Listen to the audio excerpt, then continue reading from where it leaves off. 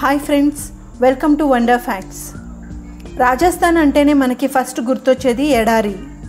అందులోనూ థార్ డెజర్ట్ అంటే భారతదేశంలోనే అత్యంత వేడిగా ఉండే ప్రదేశం. ఎండలు మండిపోతున్న చోట నీరు కరువైన భూమిలో జీవించడం చాలా కష్టం.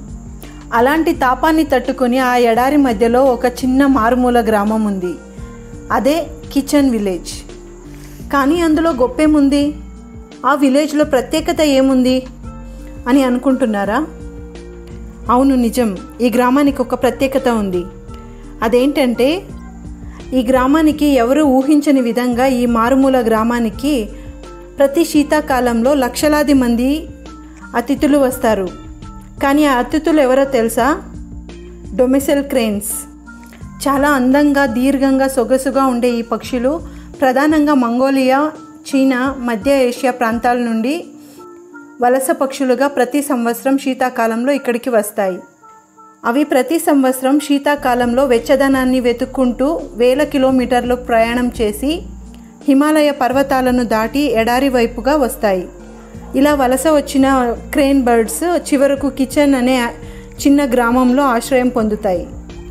ఇక్కడి ప్రజలు కూడా వాటిని ఎంతో ప్రేమగా ఆదరిస్తారు. అంతేకాదు, ఇక్కడ ప్రజలు జైనిజం అనే మతాన్ని అనుసరిస్తారు. జీవులన్నిటినీ సమానంగా గౌరవించడం, హింస మానడం జైనుల మౌలిక నమ్మకం. అందుకే ఈ గ్రామస్తులు ఈ పక్షులపై అపారమైన ప్రేమను చూపిస్తారు. ఈ పక్షులు ఊరికి రాగానే గ్రామస్తులు తమ స్వంత ధాన్యాన్ని ఆహారంలా నేలపై వెదజల్లుతారు.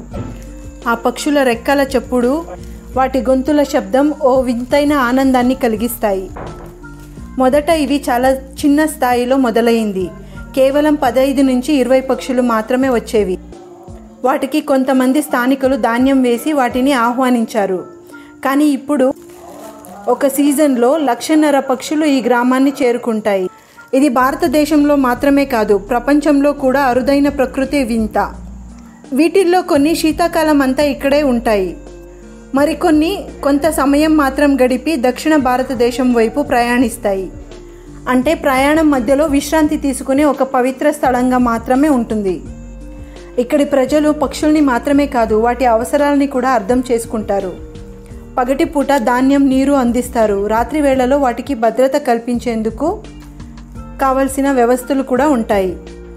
మనిషి, ప్రకృతి మధ్య ఉన్న బంధం ఎలాంటిదో ఈ కిచెన్ విలేజ్ మనకి చెప్తుంది.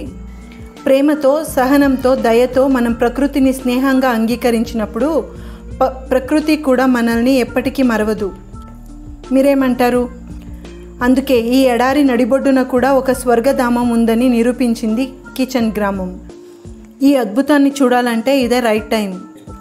మీలో ఎంతమంది ఈ విషయాన్ని కొత్తగా తెలుసుకుంటున్నారో కామెంట్ చేయండి. అలాగే ఈ వీడియోకి ఒక లైక్ చేసి మీ ఫ్రెండ్స్ అండ్ ఫ్యామిలీ మెంబర్స్కి షేర్ చేయండి.